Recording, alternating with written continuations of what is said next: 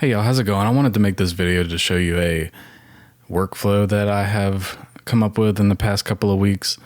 This is super nerdy, just a fair warning.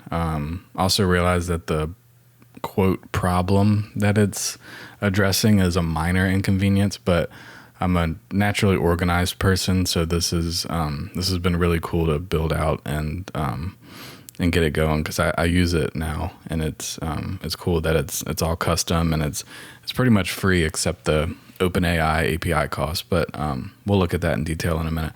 But basically, I want to show you the overall like tech stack tools that we're using here. I have a Raspberry Pi at home. I have Docker installed on it, and then I have these containers that are running all the time. So n8n is one of those. It's like a Zapier alternative, but they have a free version kind of where you can self-host it, but you can still use all the features, at least most of the features. Budibase is another container that I have spun up. It's basically a low-code app builder.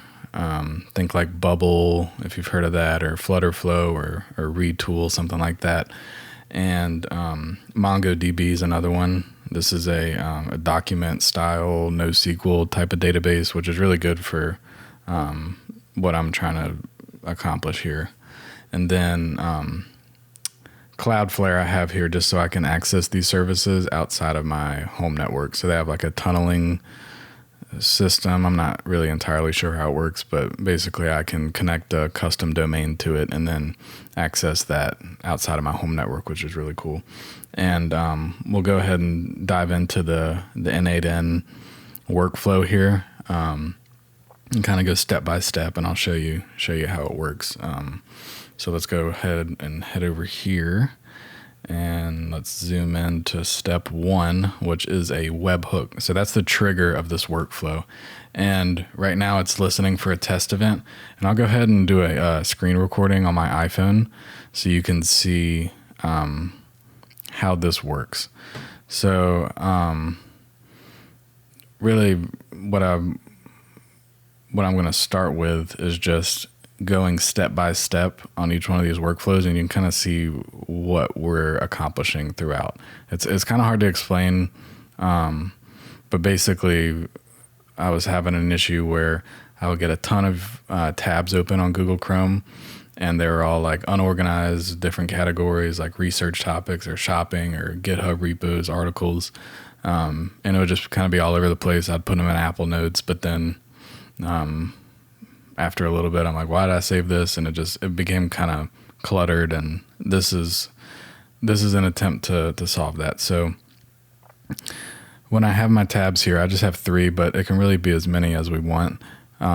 This webhook is expecting an array of URLs. So when I click n8n right here, I've pretty much just taken that URL and put it into Apple Shortcuts. So I click that, and you'll see as soon as I click that that's funny. Okay. That was ironic timing. Sometimes this thing just takes a quick refresh and it'll work. So let's try that again. Listen for test event. Click it. Okay, there we go.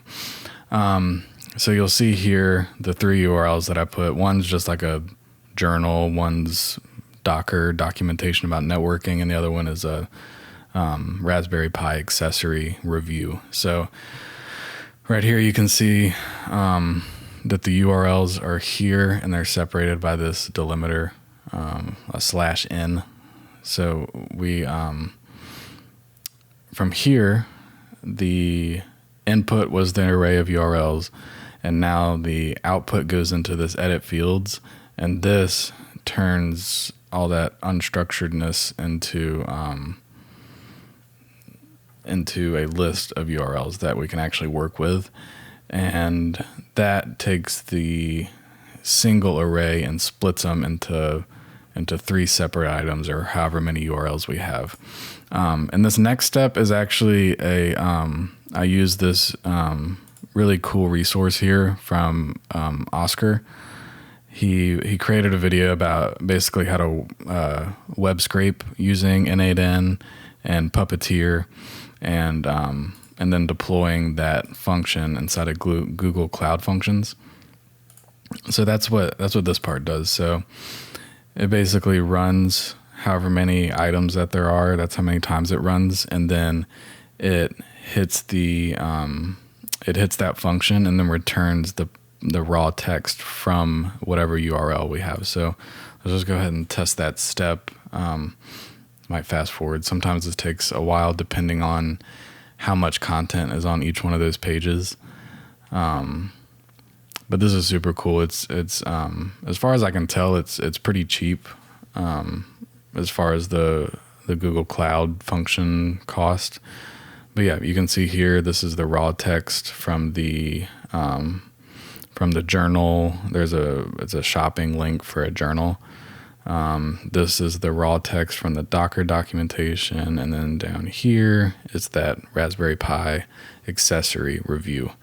So the next step is, let's run that. And this basically, it just kind of cleans up the response from that request from the Google Cloud function. And what it does here is it says if the status is 200, which is basically a success response from the Cloud function, that it runs this part of the workflow. And if it fails, and sometimes it fails just like I've noticed it failing if I have a ton of URLs that I'm sending. Like the most that I've ever done is like 40, and that's probably too many, but I just kind of wanted to stress test it. But basically, if it fails, it takes the URLs of the ones that it fails and then kind of like splits it out and puts it into like prettier format, basically, and then sends me an email of the URLs that failed. So I can either try again later or just kind of take note of that. But assuming that they all passed, and I believe that they all did, so we'll go ahead and run this part of it. And then watch what it does when it gets to the AI part of the workflow. So, the three of them, it passed, so they're all three going to go here. And what this does is n8n has recently, it's not so recent anymore, but they have LangChain nodes, which is just a bunch of different like AI tools that you can implement directly into the workflow. So what this is doing is I just in the prompt I said process this long form text and prepare the output for personal knowledge management and organization. So it's preparing that, and then here is the actual raw text from the website. So here we have the it's actually using GPT-4 Turbo, and then that's the model, and then the tool that I have attached to it is I'm just basically telling the output of the response from the LLM to be in this specific format. So I have a title. It's going to give me the title based on the content. It's going to give me a brief description, and then it's going to assign a category out of this list. And then it's going to do some classification tags, and then suggested actions is one that I wanted to do, because a lot of times I would save these things, and depending on what bucket those URLs fell into, there might be different suggested actions to take next, like continue researching this stack or add this to a shopping list or whatever. So let's go ahead and run that. This sometimes takes a few minutes too, because it's got to, for each one, it's got to hit the OpenAI API and then return back the response, and then give us the structured output. And we're structuring it that way. One, like for the category, we have the predefined list. That way I can when I'm filtering the results, I can find a fixed list of categories, and I'm not doing it forever. So let's see what happened there. So that ran successful. Let's try that again. I notice sometimes too with this self-hosted version of n8n, I think it's just because it's running on a Raspberry Pi, and I've had no issues with it running in the background, but I think the actual interface sometimes just freezes up. Okay, see, it succeeded, but it said that it was still running. So, okay, here we go. So this is where it gets really cool. So this is the output. So the JetPens notebook here, the tags, category shopping, did that for each one. So the next step is it edits those fields into, it matches the field names inside of the database. So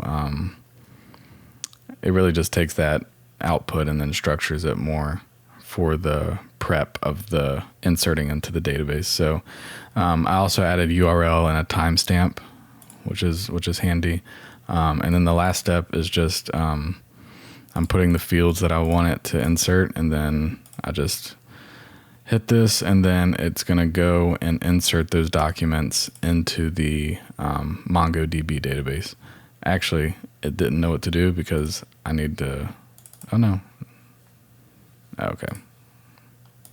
So yeah, see it kind of froze up again, but it worked, and it has inserted those into the database. So I can just show you that here real quick. If I refresh this, and then let's order by timestamp.